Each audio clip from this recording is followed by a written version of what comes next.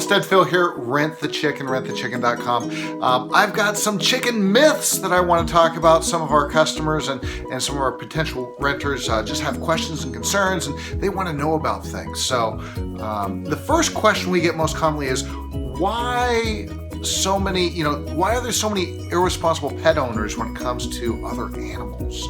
And why aren't they irresponsible with chickens? Well, first, we started this business in 2013. We have never found any of our chickens to come back being abused. And we believe that's because, number one, people fall in love with their birds, right? They just fall in love, they love them, and they name them. And I know people do that, dogs and cats and stuff like that, but it's different with chickens, I think. Number two, it's a food source, right? They're getting these eggs. So people know that if they want to take care of the hens, they want to have that good food source. And the third reason we believe is because they can pick up the phone, they can give us a call, and they can say, hey, Homestead Phil, I'm ready to chicken out. And not a problem, we will come pick them up. So there's always a way to chicken out. So we believe that's why you don't see very many irresponsible chicken owners with Rent the Chicken. The next thing, there was a question about most do not even have a garden in downtown.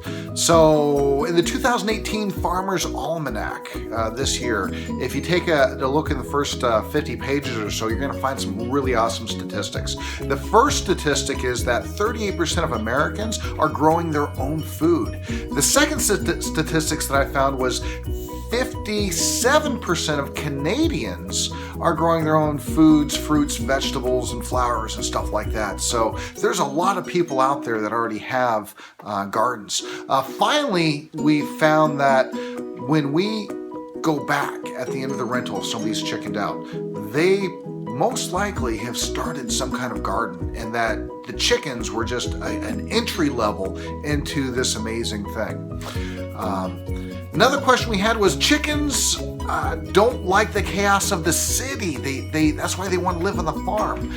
We've never found that to be true at all. In fact, we don't see any pecking issues. We don't see any feather loss. We don't see any pacing. We don't see any of that stuff. So we just haven't found that to be true. Another question is, what about neighborhood cats? You know, the feral cats, the raccoons, the skunks, the mice, stuff like that. We've never lost a hen to a feral cat or an owner's dog or anything like that from our rentals. Certainly raccoons could be an issue, but we've designed our coops to be predator resistant, not necessarily predator proof, but predator resistant. We wouldn't be in business if all of our chickens were dying left and right. So we have worked really hard over the years, redesigning, redefining, and we have very few losses of birds. And in fact, this year, I don't think we had a single loss in Toronto or even Albany, which was awesome. So let's see, some other questions. Oh, chickens need 4 square feet of space each. Completely agree with that statement, right? Battery cages for chickens, they only get 1 square foot of space for a battery bird, right? That's not what we're raising here. We want birds to be able to stretch out their wings. We want them to be happy. So what you're going to find is on each of our coops, there's going to be at least 9 inches of roost space, which doesn't sound like a lot, but it allows the chickens to huddle up when it's cold, right? So they're helping body heat, but that's off the ground. Also, all of our coops have floor space that's enclosed. This floor space at our smallest coop that we have starts at 4 square feet. So not only do they have the space already there for the nesting box, the space for the roost where they can sleep, but they already have all that space there. So we're definitely taking care of that. We definitely believe that, and all of our coops meet that. There was also a question about, I'm just reading my notes here, about that they need an area to dust for dust baths to help prevent mites and lice. We agree that chickens need a dust bath. That's why when you've got your coop and you're moving it every day, right? Because you're giving the chickens the feeling of free ranging, but with the protection of the coop. You let them out, drink some sweet tea, watch some chicken TV, and what you're going to see here is that these chickens will go under a bush, they'll do a little dust bath, they might go into an area near a tree, they'll dust bath, but in general, out of 100 rentals, we might get one coop that comes back where those hens have mites or lice. And what we have found is that it's normally transmitted from a wild bird. So turkeys walking through your yard, a wild bird swooping in to try to talk to the chickens or maybe steal some chicken feed or something like that. But that's where they're going to get them. It's very easy to treat. In fact, this book behind me over here, Lisa Steele's Fresh Eggs Daily book, she has an all-natural way of treating them. Very healthy, all natural. It works great. There was a question about poopy feathers and needing to trim them in order to prevent maggot infestations. That's not true. We have never had a chicken with a maggot infestation. Does not happen during the summer. Just not possible. I mean, I guess it is possible. This just never happened. 2013, it's now 2018. Hundreds and hundreds and thousands of birds have been rented out. It hasn't happened to us. So what we do recommend though is that when you have your chickens, that you obviously pay attention to their health, look at their feathers, stuff like that. But the maggot infestation, the poopy feathers, they're going to get poopy feathers if they're sleeping in the nesting box. So every day, take the bird at night and encourage them to go up onto the roost. Okay, that'll get them off the ground, which is exactly what we want. Might take 3 or 4 days, and that's it. They figure it out. The birds are smart. So let's talk about chicken feed. Yes, you need to secure your chicken feed because unsecured chicken feed, wild birds will swoop down. People talk about rats and mice, okay? So humans are the reason why there's rats, right? The person's feeding the feral cats on their back porch. The person that doesn't have a trash can lid. Even a backyard gardener will attract rats. Rats live within 100 feet of their food source. Dog droppings will attract rats. So there's a lot of man-made things there. Yes, 100 pounds of feed, 40 kilograms of feed if you measure in kilograms, fits in a Rubbermaid container. It's no different than your dog or your cat feed that you're already buying, right? You want to secure it in a dry, critter-free location, right? And we encourage our customers to do that. In fact, we also do portion feeding so that our customers, they'll run out of food if that happens and they'll have to buy more, but we provide enough feed for the entire egg experience. All right. There was another statement that someone had made, another myth. Chickens dust bathing makes like your backyard look like it went off, like a bomb went off, okay?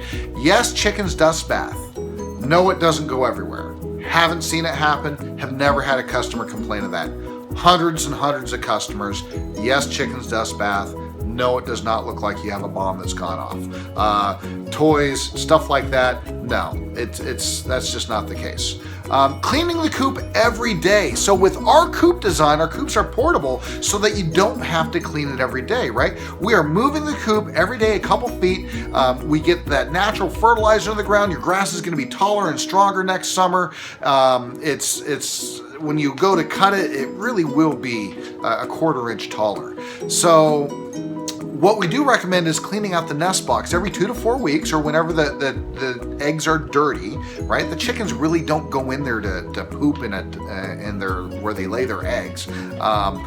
If you find a lot of poop in there, you probably have a chicken that's sleeping in the nest box. So again, encourage them to go up onto the roost. So the coop cleaning, you put a bucket under there, you scoop out, takes you 30, 60 seconds. If you're in Canada, you've got a green bin you can use, or you can always compost your materials. And that also talks about the changing of the straw, right? Really easy. The ammonia buildup, yes, chicken ammonia stinks when it piles up and it sits there for weeks and weeks and weeks, and then you have a hot summer day and then maybe rain the next day. Yes, our system is not designed for that. So just realize that you're moving the coop. You're not going to get a buildup of droppings, right? They're not necessarily going to just leave their waste in the nesting box. So that straw really shouldn't be that dirty to begin with. Next thing, hens equal no vacation. Oh, wow. If that was the case, nobody would have backyard hens. It's very far from the truth. Another myth, right? You always have a neighbor that would love to have fresh eggs, right? So you tell your neighbor, hey, I'm gonna be gone. Can you take care of my chickens, food, water, stuff like that? They're gonna come collect the eggs. They're going to feed and water your chickens while you're on vacation. If you're going to be gone for longer than that, the wonderful thing, our homesteaders and farmers all over the United States and Canada, you give us a call and you say, hey, I'm going on a cruise for 14 days and I just need somebody to take care of my birds because I don't have anyone.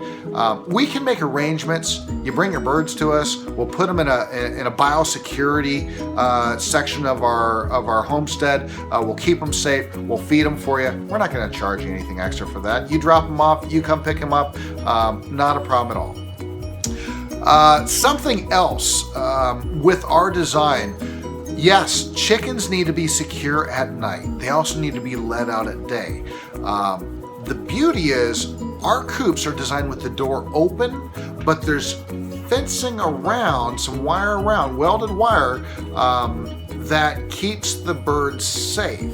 So they go up into the coop, they hang out where they're sleeping, and in the morning they come out. We don't close the door. There's no reason to close the door unless we're talking about negative, really, really cold winter days. Because our coops are secure, raccoons are not just going to walk in through the front door. And that's the beauty of our design. That's why we've chosen it. Another question comes from someone that says, chickens are full of dander and dust, so they create respiratory issues for some people. Yes, chickens have dander. Yes, they have dust. You're only going to find respiratory issues in large chicken farms. 2 to 4 hens, even 10 hens, do not they're not a risk, right? I've never read a report anywhere, and feel free to correct me, I've never read a report that says I have a respiratory issue because of my backyard hens. Those respiratory issues, those reports that you read, they're from factory farmers in enclosed spaces with hundreds or thousands of birds that they're taking care of on a daily basis. That's why they wear respirators. There's no reason why the US government or even the Canadian government would even allow people to have backyard hens if respiratory issues was that serious of a public health problem. Finally, well, I guess I've got 2 more things. It was suggested that people come out to the farm to see the birds first before renting. You are always welcome to come out. We will schedule a time if you want to come out. I have never ever had a renter come to me and say, I wish I would have came to the farm to find out what I was getting into to begin with. Just doesn't happen. Our system is very easy, right? We bring the coop, we bring the feed, we bring all the supplies. You get full support from us. We are your chicken friends. We make it so easy for you. So that has never been an issue for us. But again, you're welcome to schedule a visit to the farm if that's something that you really want to. Lastly, if you have a dog in the family, it could be a problem. Dogs love to chase things, and chickens are no exceptions. Yes, dogs do love to chase things. Again, we've never lost a chicken to a family's pet, whether it's a cat, dog, alligator, I don't know, whatever it is you have, right? Just hasn't happened. We actually have a different problem with family dogs in that if you chicken out and I come out to your home and I reach out to grab the coop to move it and take it away, that dog wants to protect those hens, right? So I reach out, please have your dog inside when I come pick up, because I don't want to get bit, right? Anyway, those are some of the chicken myths. Feel free to comment below. Feel free to call us 724-305-0782. Down below we'll post different ways of contacting us. Facebook.com/rentthechicken, Instagram.com/rentthechicken, or Twitter @rentthechicken. And I hope that I've answered your questions and hopefully knocked down some of those chicken myths for you. So you guys have an excellent day, and look forward to hearing from you soon. Take care.